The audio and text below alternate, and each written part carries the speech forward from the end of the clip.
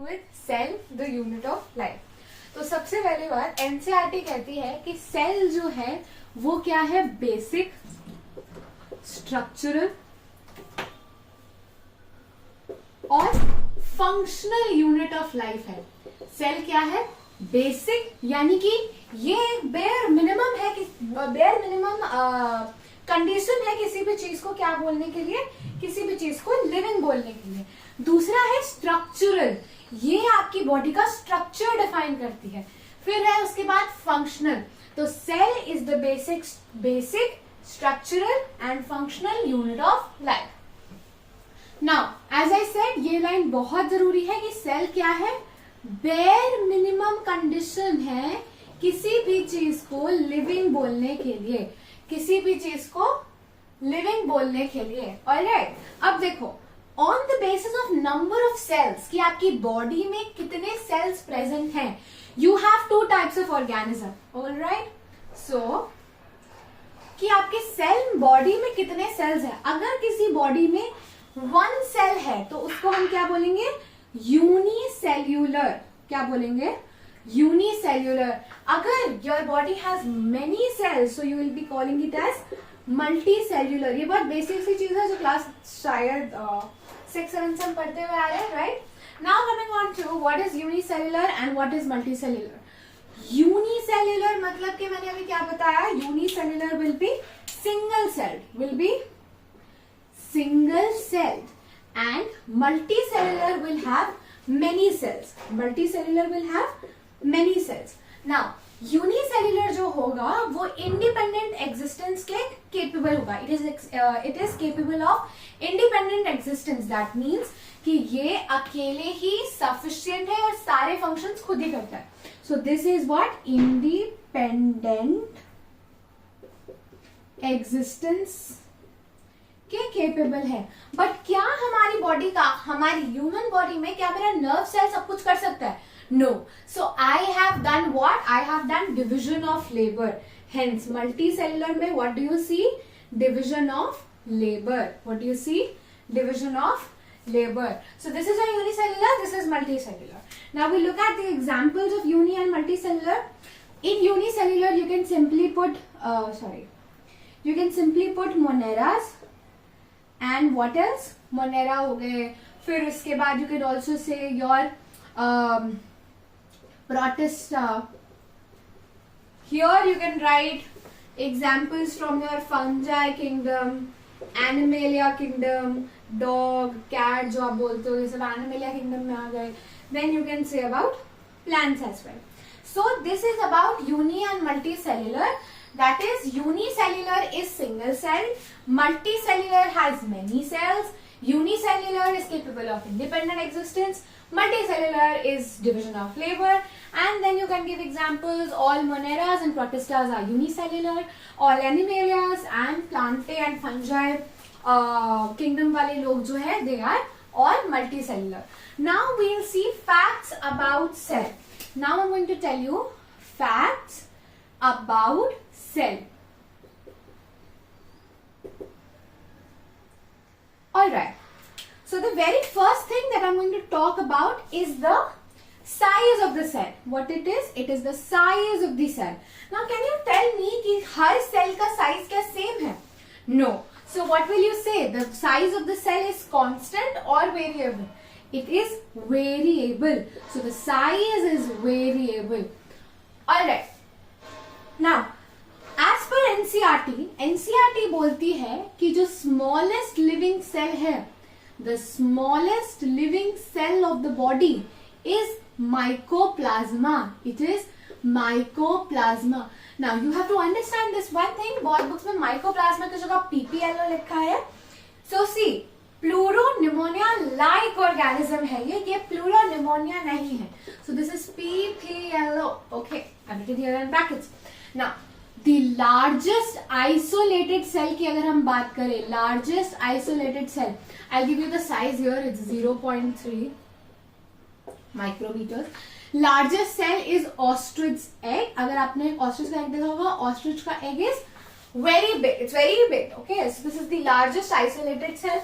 It is 6 inches probably in diameter. 5 to 6 inches in diameter. All right. Now, after your smallest cell, your largest cell, what do we have next? We have our RBCs. I'm mentioning them because this is given in your NCERT. So, RBCs में you have your 0.7 का size, 0.3 there, 0.7 here. All right. Then last, which I'll talk about, is your nerve cells. Nerve cells are the longest cell in the human body. As such कोई length नहीं बताया है. Longest cell in human body. Cool. All right. Now, last which is mentioned in your NCERT is the bacterial cell का size. The bacterial cell is 0.5. Now, you will be given questions like arrange the following in order. Like you have to tell maybe the decreasing order. Okay. So if you have to put it in the decreasing order, तो what will come first? सबसे बड़ा आएगा पहले, तो पहले आ गया ostrich egg, फिर उसके बाद क्या आएगा? उसके बाद क्या आएगा? ostrich egg के बाद you see here, just ignore this, okay? क्योंकि इसका कोई साइज नहीं दे रखा है एनसीईआरटी में, so we are not including this in the order. So इसके बाद क्या आएगा? RBCs. RBCs के बाद देखना क्या आएगा? Is it bacterial cell or is it mycoplasma? It's bacterial cell. So what will you put here? Bacterial cell. Bacterial cell से भी छोटा कुछ है तो वो क्या है? Mycoplasma. Mycoplasma को एनसीईआरटी ने क्या बोला है? Smallest cell ever known. It is mycoplasma. PPLO लिखा है because it's a pluralized organism. Now we are moving on to the second fact about the cell, which I will be talking about the shape of the cell. So here, the second category is shape. Okay, so when I talk about shape, shape is variable again, right? हर cell का shape अलग अलग होता है. It is variable. Why is it variable? Because it depends on the function. क्यों है ये variable? Because it depends on function. So it is related to the function. Depends on function. Now we'll see how. For example, first I'll take all the things coming in the human body. Let me take RBC. RBC को बोला है NCERT ने round and concave. Round and concave. ये round and concave क्यों है? ये round and concave इसलिए है because it has high affinity for oxygen. What do I mean by affinity? Or affinity means liking. So it has high affinity for oxygen. High affinity for oxygen. Why is my arrow so diagonal? Okay. High affinity for oxygen. So this is your RBC. RBC कैसा है? Round and concave है. All right. Next देखते हैं. Next I'll take nerve cell. Nerve cell is long and narrow. Why is it long and narrow? Because it transmits signals. It transmits signals in the human body. So if you have seen, the RBCs are quite long. Longest cell in the human body is RBCs. That's a very chotu RBC I've drawn here. Okay. Alright. Next is your WBCs. WBCs are amoeboid in nature. WBCs are amoeboid. Amoeboid का मतलब क्या होता है? Irregular. कि उनकी shape जो है वो define नहीं है. That is irregular. Why is it irregular? Because they have to fight against germs. Okay. So अभी तो I'm drawing the shape like this, but they are amoeboid. Let me not draw, otherwise it will create confusion. So we have covered RBC, nerve cell, WBC. Alright. Now moving on to another thing, which is your tracheids. Alright. Tracheids. Tracheids क्या करते हैं? If you guys remember, they transport water. So tracheids are elongated. What are they? Elongated. Why are they elongated? Because they have to transport water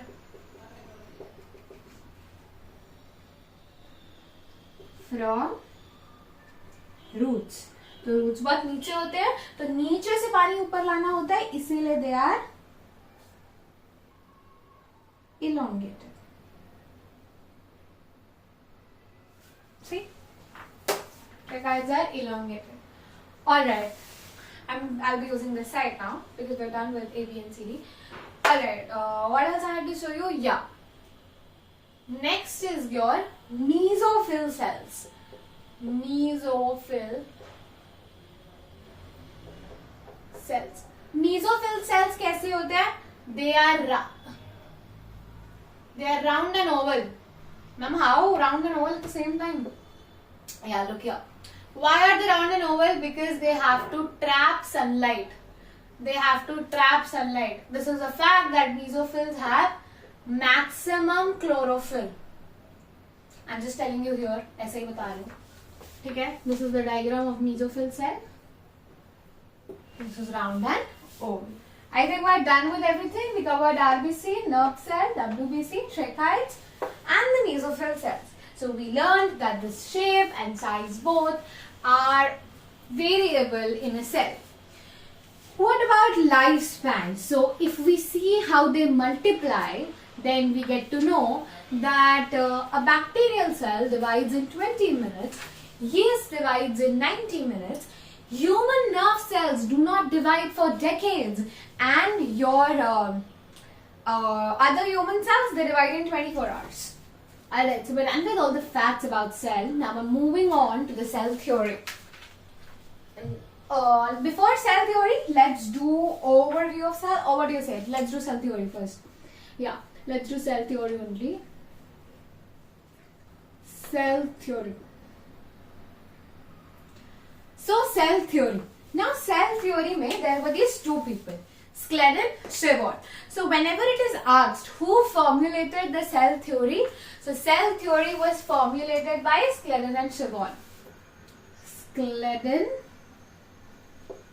and Schevon formulated the cell theory. Formulated the cell theory. Alright, they are formulating a cell theory. What did they say? Schleiden was a botanist. Schevon was a zoologist. Okay, Schleiden was a botanist and Schevon was a zoologist. They together formulated the cell theory. They said that all living organisms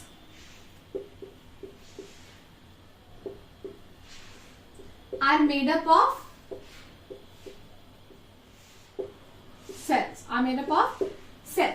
But they did not explain कि cells आए कहाँ से, मतलब ये cells body में कहीं से तो आए होंगे ना, ऐसे अपने आप थोड़ी ना एक दिन कोई आया cell बना इंसान बन गया, कोई आया होगा. So Rudolf Virchow here plays a very important role. Rudolf Virchow,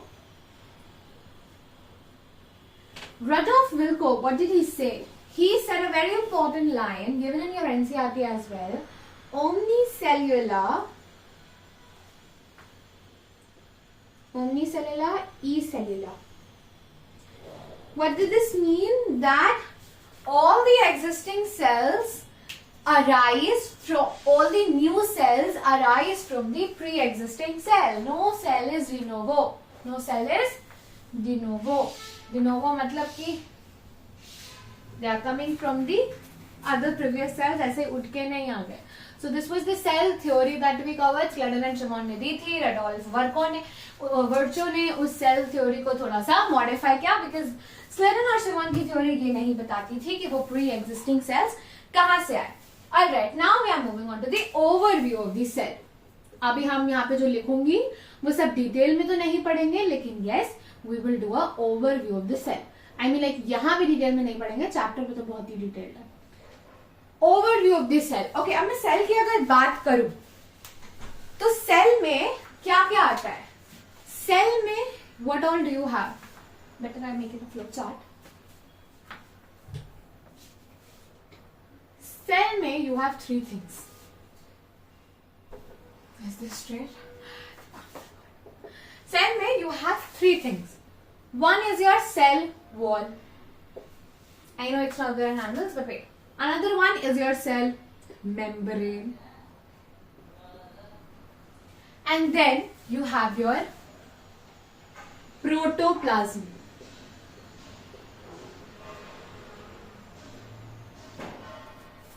Before I move on to explain any of these three, I will tell you few terms, okay? Few terminologies पहले जान लो.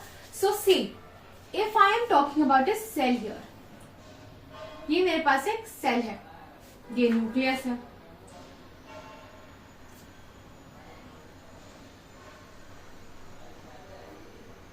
ये उसमें गोल्गी बॉडी है, ये उसमें mitochondria है मेरा,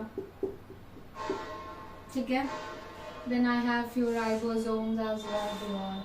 This is the nucleus, and I also have a cell wall.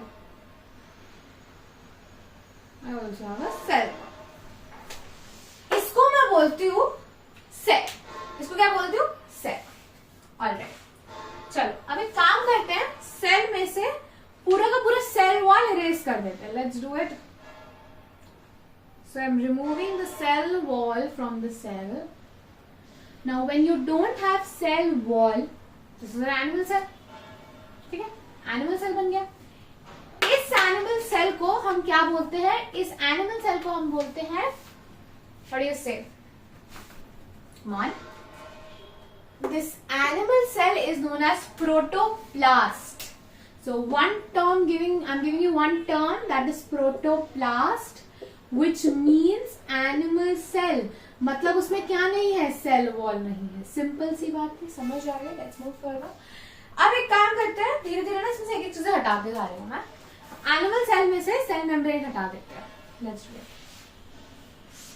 Animal में से सेल मेम्ब्रेन हटा दिया. अब जो ये बचा, इसको बोलते हैं प्रोटोप्लाज्म. इसको बोलते हैं protoplasm. This is what? This is cell minus cell membrane. This is cell minus cell membrane. Getting my point? अच्छा, अब इसमें ध्यान से देखना, न्यूक्लियस है. एक काम करते हैं, न्यूक्लियस भी हटा देते हैं. चलो, I removed the nucleus as well. Now when I removed the nucleus, this condition is known as cytoplasm. तो आप बोलते हो cytoplasm jelly like fluid. Oh my god. So cytoplasm is not just the jelly like fluid. Cytoplasm is cell में से nucleus हटा दो. Cell minus nucleus है cytoplasm. चलो, अभी साइटोप्लाज्म आपको क्या दिख रहा है? सेल ऑर्गेनेलीज दिख रही है ऑब्वियसली. चलो एक काम करते हैं, सेल ऑर्गेनेलीज भी हटा देते हैं. हटा दिया मैंने सेल ऑर्गेनेलीज. क्या बचा? आप बोलोगे खाली है, बट रिमेम्बर वो अगर एक सेल होता तो उस पर साइटोसोल बचता, राइट? तो जो फ्लूइड बचा उसको बोलते हैं cytosol. Now let me summarise it for you in a very simple way. मान लो आपके पास एक सूप है, ठीक है. सूप पहले ट्रे में रखा था, ट्रे हटा दिया, प्रोटोप्लास्ट हो गया. फिर सूप आपका एक बोल में रखा था, बोल हटा दिया, प्रोटोप्लाज्म हो गया. सूप में एक स्पून था, स्पून हटा दिया, आपका न्यूक्लियस हट गया, तो बचा आपका साइटोप्लाज्म. अब आपके पास बस सूप है, सूप में वेजिटेबल्स है, वेजिटेबल्स भी हटा दो, साइटोसोल बच गया. So that fluid part of your soup is cytosol. Now I can explain you all the three components of your cell, that is your cell wall, cell membrane and protoplasm. Cell wall देखो क्या होता है. Cell wall पहली बात तो कहाँ है? Only in plant and bacterial cell. Only in plant and bacterial cell.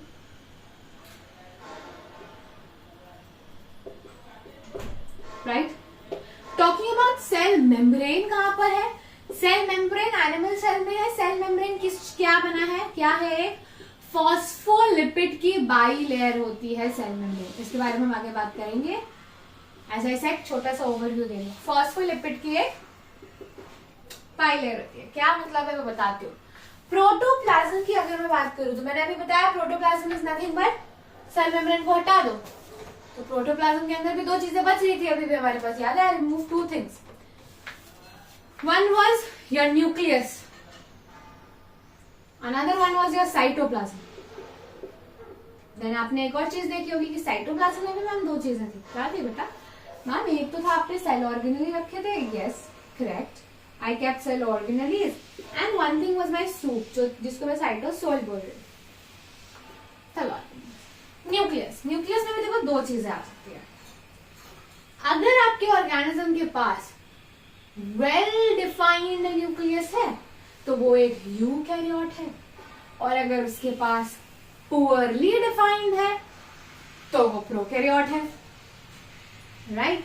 तो फटाफट से इसको रिवाइज करते हैं दैट योर सेल ओवरव्यू में you have 3 things, and what are they? Your cell wall, cell membrane and protoplasm, right? Your cell wall is only present in plants and bacterial cells. Cell membrane is a phospholipid ka bilayer. Protoplasm is cell minus cell membrane. Exactly. So you'll have cytoplasm, nucleus. Cytoplasm will have cytosol and organelles. Organelles कौन सी होती है? Endoplasmic reticulum हो गया, Golgi complex हो गया, इस सब के बारे में हम आगे पढ़ने वाले हैं. So this is your Golgi complex. So with this we are done with the overview of cell and now we are moving on to prokaryotes. What are prokaryotes? First of all bio में हमें अगर कुछ भी जानना है ना कि वो क्या है, तो हमें उस वर्ड को ना तोड़ना चाहिए, तो हमें वो मतलब समझ आएगा कि वो क्या बोलना चाह रहा है. For example, here if I say prokaryotes, right? Prokaryotes. ये स्पेलिंग है ना prokaryotes की. Good. अब देखो prokaryotes में 2 वर्ड्स आ रहे हैं. Prokaryotes. Pro मतलब pro का यहां मतलब क्या है? Primitive. मतलब प्रिमिटिव है, इतना पक्का नहीं है, वो ट्रू नहीं है. कैरियोट, बायो में the word karyon is used for nucleus, so prokaryotes are organism that have primitive nucleus. Prokaryotes are organisms that have primitive nucleus. Simple. Alright, अब देखते हैं प्रोकैरियोट्स में क्या चल रहा है. तो यहां मैं इसको ऐसे रिवर्स कर देती हूँ. फर्स्ट ऑफ ऑल प्रोकैरियोट्स की कैटेगरी क्या है? The entire monera kingdom. The entire monera kingdom belongs to prokaryotes. Your cyanobacteria, your blue green algae, your purple photosynthetic bacteria और योर बैक्टीरियाज रिप्रेजेंट प्रोकैरियोट्स. सबसे पहले मैं एक बेसिक चीज बताऊंगी, उसके बाद I will move your prokaryotes में. Listen to me very carefully. लोग प्रोकैरियोट्स में न्यूट्रिशन जो होता है वो काफी डाइवर्स होता है. डाइवर्सिटी है इसमें. ये या तो कीमोसिंथेटिक होंगे, या तो फोटोसिंथेटिक होंगे, या तो हेटेरोट्रॉफिक होंगे. Clear? Are we clear with this? What I just said that nutrition in prokaryotes is diverse. तो न्यूट्रिशन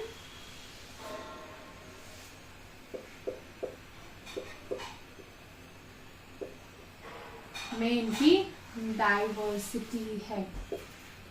फाइन, न्यूट्रिशन में डाइवर्सिटी है. This is the first thing I am telling you about prokaryotes. Second thing, इनका cell wall. इनका cell wall किससे बना है? Peptidoglycan. I will tell you peptidoglycan क्या होता है, उसके कंपोनेंट्स क्या हैं. पेप्टिडोग्लाइकन.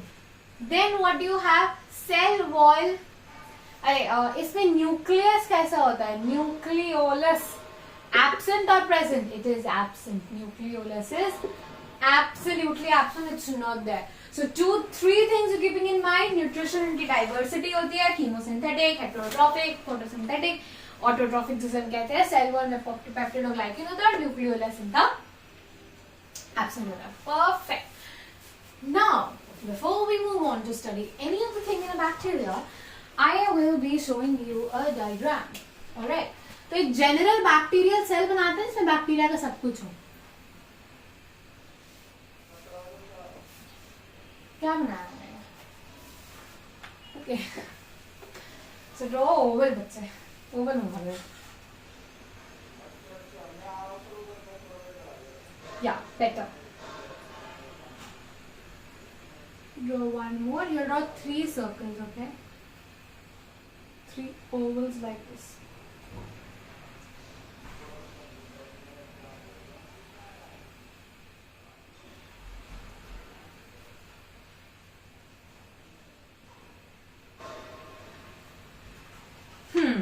Good. अब हम बनाएंगे इसका जीनोम. 4 ये बना दिया मैंने इसका जीनोफोर। अब हम बनाएंगे इसका एक सर्कुलर डीएनए। सब में तो नहीं होता वो, लेकिन बना लेते हैं।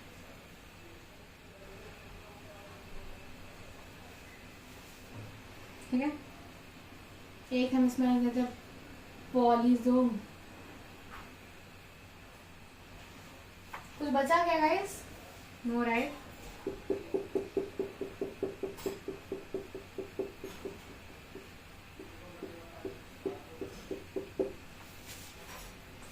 बाकी हम इसके सरफेस पे ऐसे ऐसे फिंगर लाइक प्रोजेक्शंस बना देते हैं।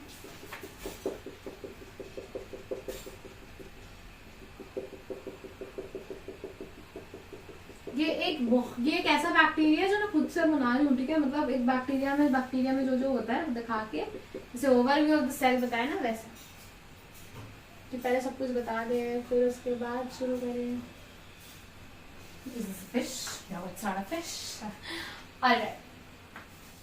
So this is a prokaryote or a bacterial cell, you can say. First of all, ये जो सबसे बाहर वाली जो चीज आपको दिख रही है, इसको हम क्या बोलते हैं? ग्लाइकोकैलिक्स। क्या बोलते हैं? ग्लाइकोकैलिक्स। ठीक है, फिर उसके बाद ये जो सेकंड है, इसको हम क्या बोलते हैं? Cell wall. क्या बोलते हैं इसको? Cell wall. फिर उसके बाद ये जो सबसे अंदर है, जिसमें सब कुछ बसा हुआ है, इसको हम क्या बोलते हैं? Cell membrane. अब देखो, इन्हीं तीनों को हम बोलते हैं सेल एनवेलप। इन तीनों के कलेक्शन को हम क्या बोलते हैं? सेल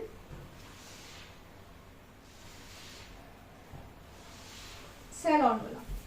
ठीक है, ऑल ये तीनों डिफरेंट है, ये तीनों सिंगल यूनिट की तरह एक्ट करते हैं। अब चलते हैं हम सेल के अंदर, बट क्योंकि हम सेल का बाहर देख रहे हैं तो ये देख लेते हैं कि छोटी छोटी चीजें क्या है। तो ये छोटी छोटी चीजें जो बाहर है, इनको बोलते हैं पिलाई। और ये जो लंबा सा बाहर है, ये जो दोनों है, इन दोनों को हम क्या बोलते हैं? फ्लैजेला।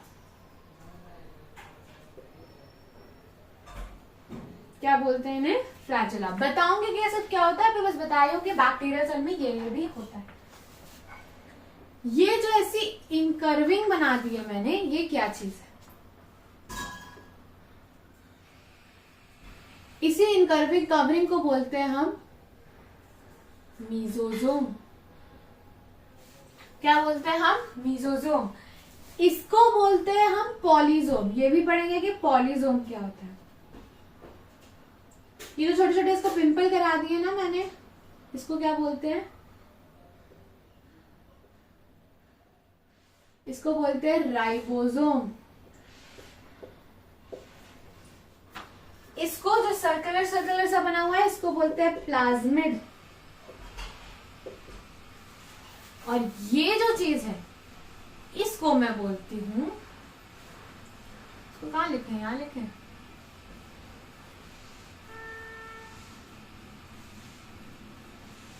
और बोलना, इसको मैं बोलती हूँ जीनोफोर। क्या बोलती हूँ? Genophore. So you can quickly take a screenshot of this or do anything because this is a bacterial cell that will give you an idea कि जब भी आप देखोगे कि bacterial cell में क्या क्या होता है. So a bacterial cell has mesosomes, a bacterial cell has ribosome, genophore, flagella, glycocalyx, cell membrane, and all of these three layers, glycocalyx, cell membrane, and your cell wall together makes the cell envelope. जैसे जैसे हमने इसको marking किया था ना, वैसे वैसे हम इसको पढ़ना स्टार्ट करेंगे. पहले ये तीनों पढ़ेंगे, फिर मेसोसोम, फिर genophore, plasmid, flagella and so on. So now I'm going to start with the envelope system. So let's quickly get into the cell envelope. I have to draw this. अच्छा, humans में और animals if I'm talking about, or eukaryotes to be specific, उनमें cell envelope कैसा होता है double cell envelope होते हैं. ठीक है? Here I'm starting with cell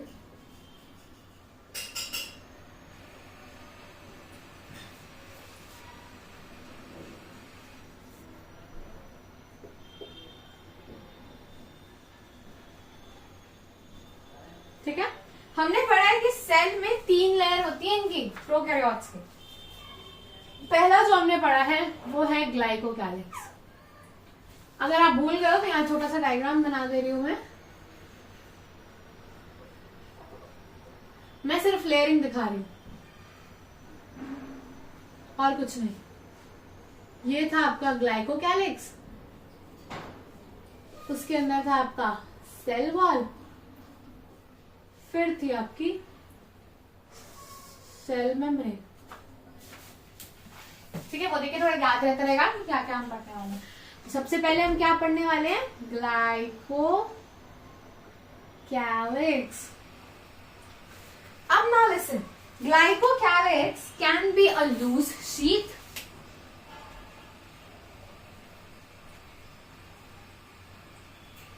it can be a loose sheath, or it can be a tough capsule. If it is a loose sheath, you call it a slimy layer. क्या बुलाओगे इसे, slimy layer। अगर वो tough हुई तो उसको क्या बोलोगे, capsule. Okay done, इतना तो हमें समझ आ गया। अब देखो, अगर वो एक स्लाइमी लेयर है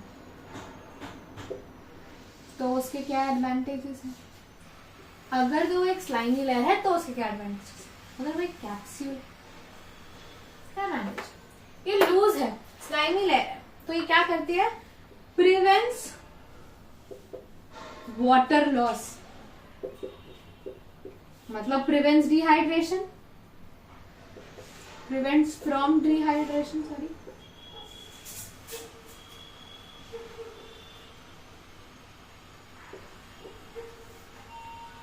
Also, your slimy layer gives it a slimy appearance, so that's also one thing. अगर आपका कैप्सूल है, सबसे पहली बात तो what do you call this, an advantageous layer। ये अच्छी चीज है यार, advantageous layer है। It helps in attachment. It helps in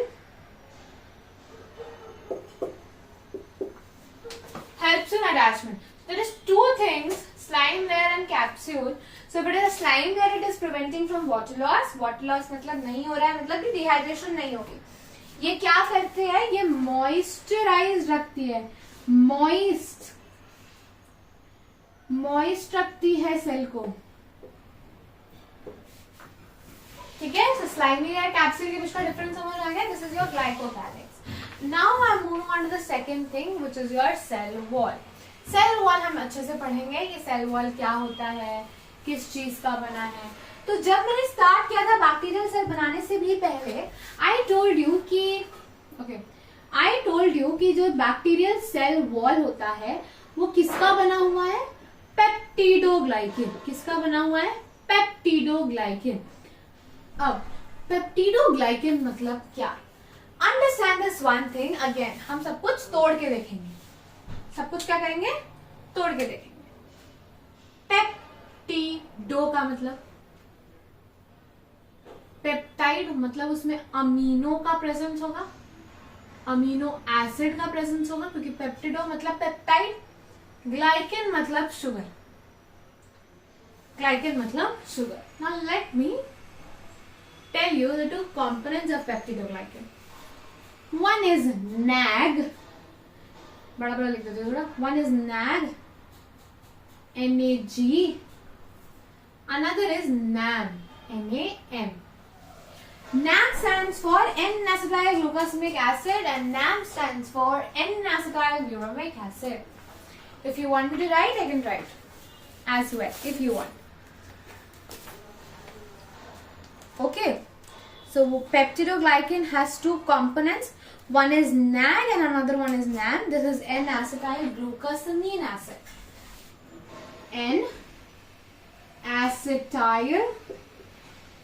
glucosamine acid. This is the name, okay? This one is N-acetyl glutamic acid.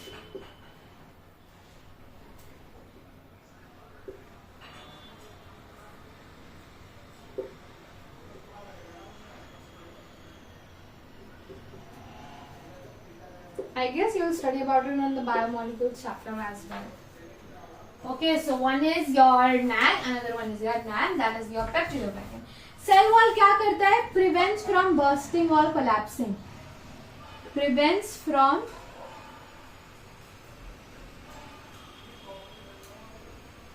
bursting और collapsing. ये bursting और collapsing से क्या करता है? प्रिवेंट करता है. This is your cell envelope. Peptidoglycan की बनी है NAG और NAM, N-acetyl-glucosamic acid, N-acetyl-butyric acid. Prevents from bursting and collapsing. This is your cell wall. Cell wall का कॉम्पोजिशन के बेसिस पर एक एक्सपेरिमेंट हुआ था जिसे हम बोलते हैं ग्राम स्टेनिंग. इसके बारे में एक लाइन दी हुई है in your NCERT, but let me explain you what is gram staining in actual. After doing this, you don't have to read any outside book, okay?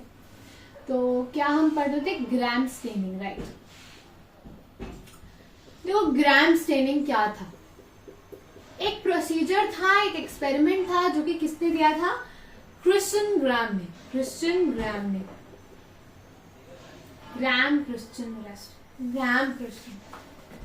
Sorry guys, gram Christian ने दिया.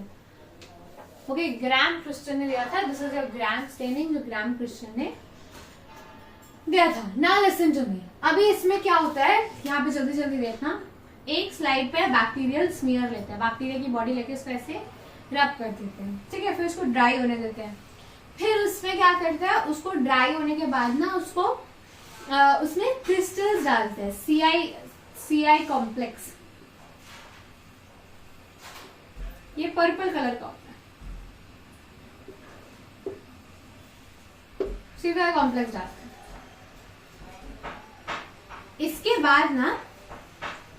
इसके बाद इस पर mordant डालते हैं.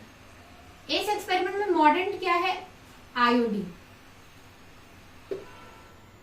उसके बाद एक तो स्टेन ले लेता है, एक स्टेन नहीं लेता है. जो स्टेन नहीं लेता है इसको वॉश करने के बाद एक स्टेन लेता है, एक स्टेन नहीं लेता है. जो नहीं लेता है उसको हम फर्दर काउंटर स्टेनिंग करते हैं. क्या करते हैं? काउंटर स्टेनिंग करते हैं. किस चीज से करते हैं? सैफ्रनिन से. काउंटर स्टेनिंग करने के बाद ये सेल को जब हम देखते हैं, वॉश करते हैं, किससे करते हैं? डीकलराइजर होता है यहाँ पे. उस डीकलराइजर का क्या नाम है? अल्कोहल. करेक्ट. नाउ हियर जो सेल है उसको हमने काउंटर स्टेन किया तो हमें पता चलता है कि ये सेल जिसने स्टेन नहीं लिया था वो ग्राम नेगेटिव है. देखो बेटा, कलर चेंज में ना जो कलर नहीं लेता है उसको नेगेटिव बोल देते हैं, जो कलर ले लेता है उसको बोल देते हैं पॉजिटिव. ये हो गया ग्राम पॉजिटिव. अब देखो ऐसा क्यों होता है? आखिर ग्राम पॉजिटिव और ग्राम नेगेटिव में क्या डिफरेंस है? I don't wanted to write this, I wanted to explain you this, इसलिए ऐसे राइटिंग में लिखा है. ग्राम पॉजिटिव में क्या होता है? अच्छा, this I will explain you so that you can write. वैसे सब बता दूंगी, ठीक है. एक्सपेरिमेंट समझ आ गया? Then that is okay.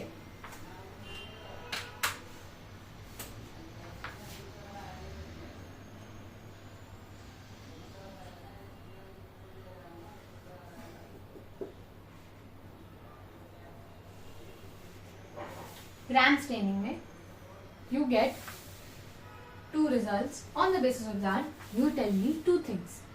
Ma'am, एक तो है ग्राम पॉजिटिव. ओके बच्चे.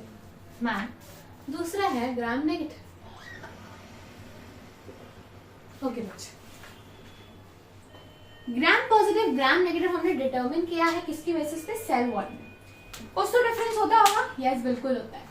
ग्राम पॉजिटिव में क्या होता है? ग्राम पॉजिटिव में जो आपकी पेप्टिडोग्लाइकन की पेप्टिडोग्लाइकन जो है वो कितना प्रेजेंट है? 70% से 80%, 70 to 80% of peptidoglycan you have here. Here you just have 20 to 30%. Peptidoglycan कितना है? 20% to 30%. In all your pathogens, in all your pathogenic bacteria, क्या होता है? ग्राम नेगेटिव होता है. पैथोजेनिक बैक्टीरिया में क्या होता है? ग्राम नेगेटिव होता है. So you have two things, gram positive, gram negative. Gram positive में peptidoglycan is more, gram negative में peptidoglycan is less, and that is why we differentiated this way. Alright, so we are with this. Cell membrane जो है वो animal cell से काफी similar है. अगर मैं बात करूं सेल मेम्ब्रेन की, तो इसमें जो स्टेरोल्स होते हैं ना, जैसे कि हमारे पास कोलेस्ट्रॉल है, वो सब नहीं होता है. तो सेल मेम्ब्रेन का ज्यादा कुछ नहीं है. सेल मेम्ब्रेन में जब मैं यूकैरियोट्स पे आऊंगी तो मैं उसको डिटेल में पढ़ाऊंगी. So I guess both things you can share. So this way we are done with the cell envelope. Let's move on to the next structure जो सेल मेम्ब्रेन की इनफोल्डिंग्स थी, mesosomes. So now we are moving on to mesosomes. Mesosomes क्या है? इनवैजिनेशन. किस चीज की? इनवैजिनेशन किस चीज की? सेल वॉल की, सेल मेम्ब्रेन की. Sorry, invagination of cell membrane is mesosomes. Mesosome का फंक्शन क्या होता है? अच्छा देखो, यहाँ मैंने बोला कि प्रोकैरियोट के पास कोई भी ऑर्गेनेलीज नहीं है एक्सेप्ट राइबोसोम्स. अब अगर इसमें कोई ऑर्गेनेली है ही नहीं तो माइटोकॉन्ड्रिया नहीं है. माइटोकॉन्ड्रिया हमारे power house of the cell होता है. तो यहाँ पे रेस्पिरेशन कौन कर रहा है? मेसोसोम. रेस्पिरेटरी चीज है ये, इसकी रेस्पिरेटरी कंपोनेंट है ये. इसका क्या है? Respiratory component. दूसरा ये क्या करता है? पहली चीज तो ये करता है. दूसरी चीज ये क्या करता है? डीएनए रेप्लिकेट करवाता है. क्या करवाता है? DNA replication. डीएनए रेप्लिकेशन के बाद ये क्या करता होगा? डिस्ट्रीब्यूट करता होगा. Distribute among daughter cells.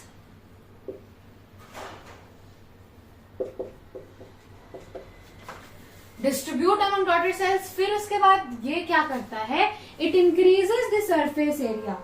It is increasing the surface area, and that is all about mesosome. Mesosome is nothing, just an invagination of the cell membrane. Sari की plate होती है ना, जैसे से हम लगाते हैं तो उसमें हम क्या करते हैं? ऐसे फोल्ड करते हैं, फिर टक करते हैं ताकि वो आगे फ्लेयर आया. Similarly, this is just an invagination of sari. टक. Here sari is your cell membrane. Invagination of cell membrane. Function is respiration component है, रेस्पिरेशन करवाता है. फिर उसके बाद ये क्या करवाता है? डीएनए रेप्लिकेट कराता है. डीएनए रेप्लिकेशन होने के बाद क्या जरूरी है कि ये और ये डीएनए कहाँ चले जाए? दोनों डॉटर सेल्स के पास चला जाए. तो distribute among daughter cells. And the last is it increases the surface area. Obviously वहां पे एक इमेजिनेशन सरफेस एरिया. कूल. अब शायद मैंने एक चीज ये बताया नहीं था आपको उसमें डायग्राम में, बिकॉज आप कंफ्यूज हो जाते थे. मेसोसोम्स और क्रोमैटोफोर्स एक साथ बनाते थे. Next thing that we are going to study is chromatophores. It is chromatophores. Now what is this chromatophores? ये तो डायग्राम में भी नहीं था. बता रही हो chromatophores. Look at it very carefully. This was my cell. My cell had 3 layers obviously. कौन से लेयर थे? Comment down below. Cell wall, cell membrane and this thing. जो मेरी सेल मेम्ब्रेन थी ना, उसमें ऐसे एक इमेजिनेशन, अभी मैंने पढ़ा दिया कि उस इमेजिनेशन को मैं मेसोसोम बोलती हूँ. होता क्या है? I'll show you with a black color so you can see. This thing you can able to see, you're able to see, it pinches off.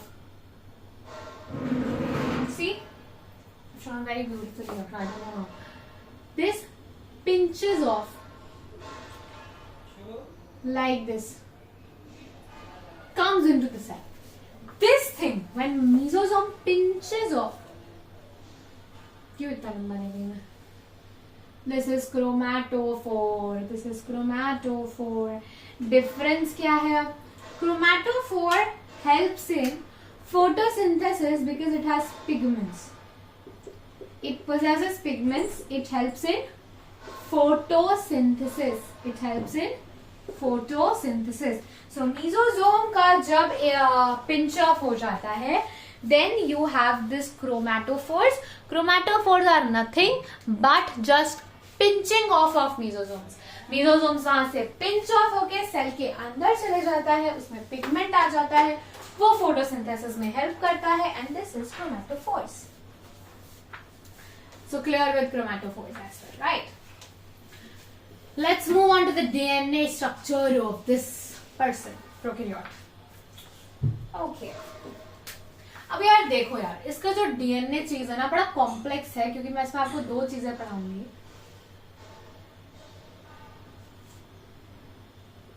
One is your genomic DNA. एक तो आपका genomic DNA, एक है आपके पास extra cellular DNA.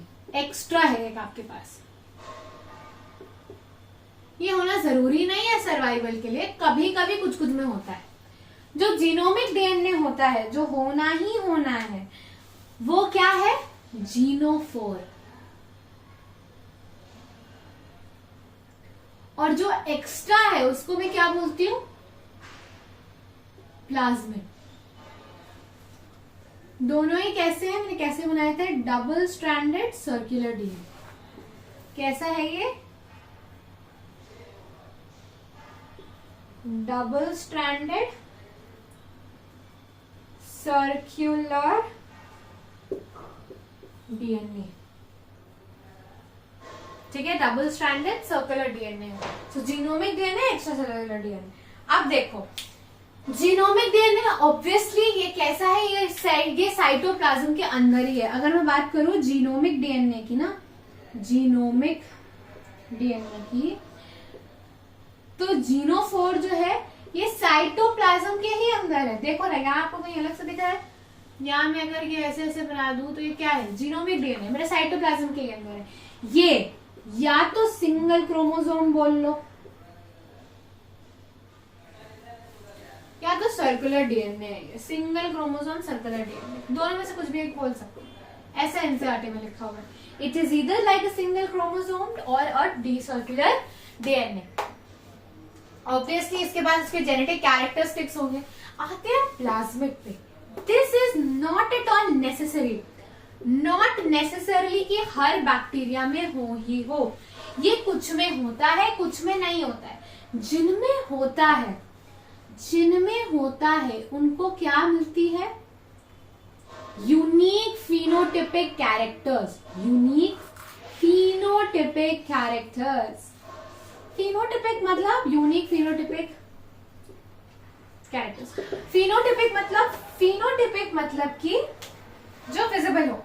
For example if you see my phenotypic, you will say कि hair मेरे brown colour के हैं, I have small eyes, short nose. So these are my phenotypic characteristics that are basically observable. So here this is phenotypic characteristics. Plasmid के होने की वजह से इन्हें क्या मिलता है? इन्हें कुछ यूनिक चीजें मिलती हैं. I'll tell you आगे क्या दो चीजें मिलती है. बस दो ही चीज के बारे में बताऊंगी. एक प्लाज्मिड R और एक प्लाज्मिड F. ठीक है, R and F, there are two things, वो बताऊंगी. So in your NCERT you are given about R plasmid. R plasmid क्या करता है? Resistance to antibodies.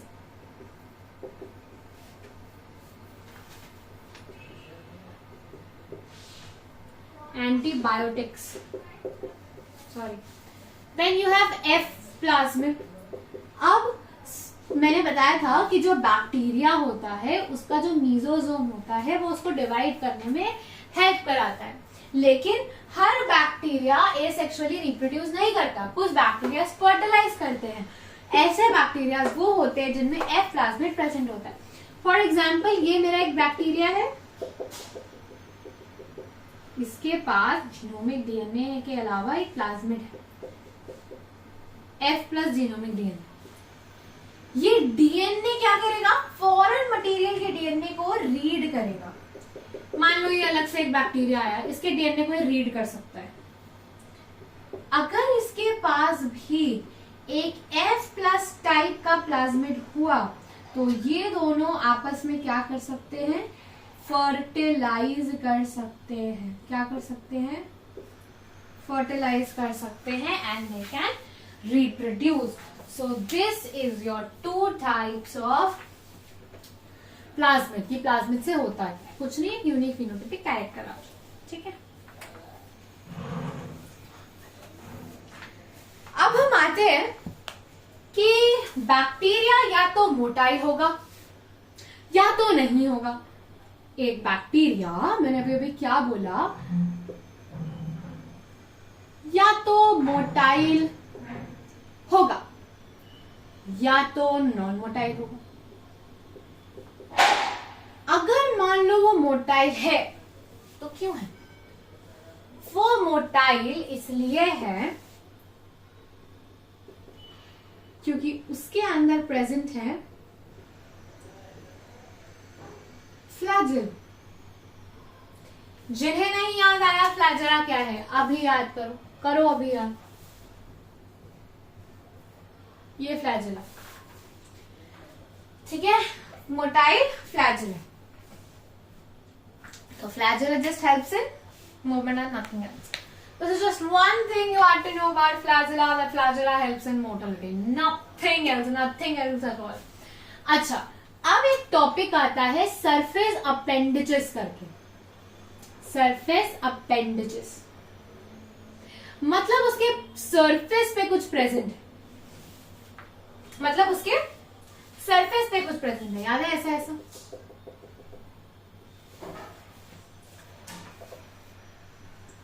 ये भी दो चीजें हैं, वन इज योर पिलाई, another one is your fimbriae. एक है पिलाई और एक है फिम्ब्रिए। पिलाई क्या करता है, pili helps in mating, pili helps in mating.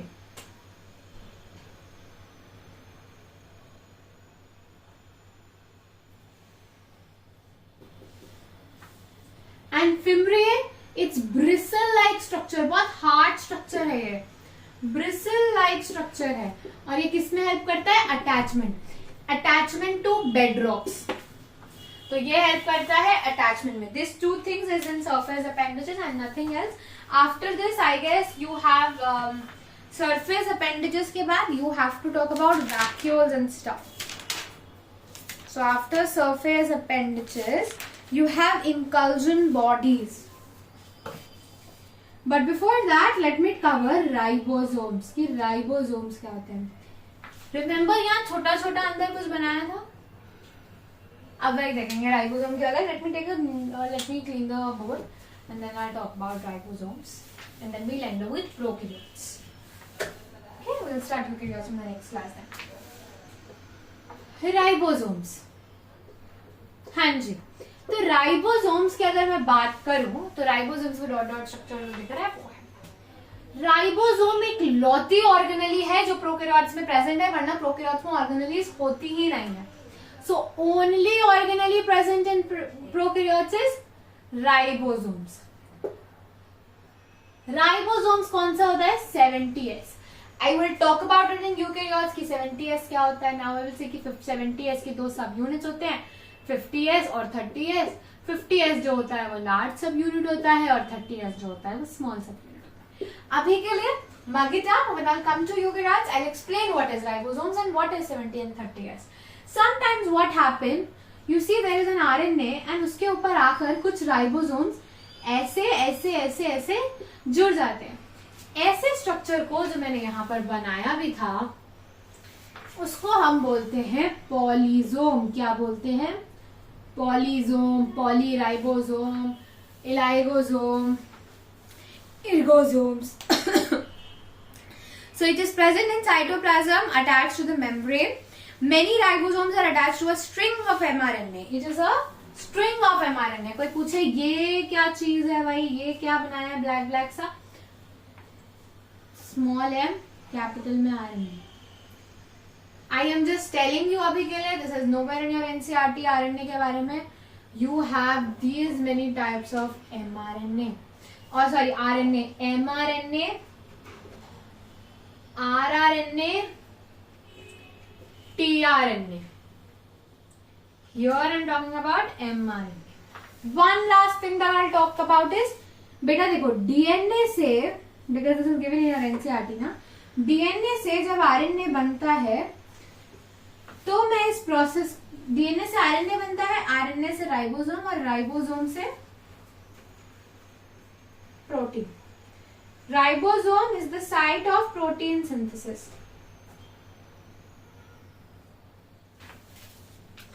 DNA से आरएनए जब बनता है तो मैं उसको बोलती हूँ ट्रांसक्रिप्शन. क्या बोलते हैं उसको? ट्रांसक्रिप्शन. आरएनए से राइबोसोम बनता है तो हम उसको बोलते हैं ट्रांसलेशन. क्या बोलते हैं? ट्रांसलेशन. राइबोसोम से प्रोटीन बनता है तो हम बोलते हैं उसको protein synthesis. Is ribosome clear? Now we are done with ribosome as well. So ribosome is the only organelle present in your prokaryotes. 70s ribosome ही सिर्फ प्रेजेंट होता है. 70s की दो यूनिट्स हैं, 50 and 30. 50s being the larger unit, 30s being the smaller unit. Then sometimes on a single string of mRNA, many ribosomes come and gets attached. This type of structure is known as polysome or polyribosome. Then we studied about DNA से RNA बन रहा है, so it's transcription. RNA से ribosome तो translation.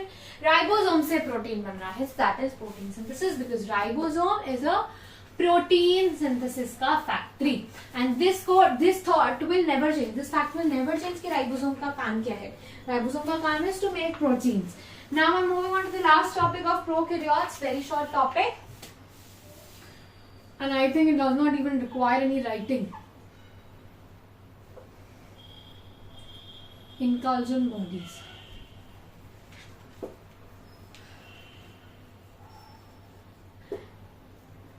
In your bacteria ना, cyanobacteria especially, blue green algae है, blue pen से लिख रही हूँ मैं. Cyanobacteria. Cyanobacteria क्या करता है? Floats on water.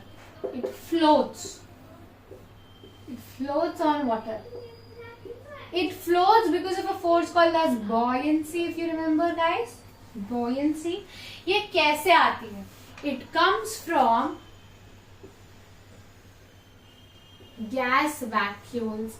अभी हम वापस से यूकेरियोट्स में इसके बारे में पढ़ेंगे, क्योंकि उसमें हम वैक्यूल्स के बारे में पढ़ेंगे, तो इसके बारे में भी पढ़ेंगे कि there are different types of vacuoles. So if you say कि क्या प्रोकैरियोट्स में vacuoles होते हैं, because यूकेरियोट्स में vacuoles are present. Eukaryotes prokaryotes में वैक्यूल्स जो हैं वो ट्रू नहीं होते. They are not true vacuoles, they are gas vacuoles. Gas vacuoles just gives the ability to a bacteria to float and it provides buoyancy. So today we covered the prokaryotes, and next time onwards when we meet we'll cover the eukaryotes. Till then, take care and do like, share and subscribe. If you like the video, don't forget to like, share and subscribe. And yeah, next class onwards we'll meet for eukaryotes, and next class we'll probably complete the chapter. Thanks for watching guys. Bye bye.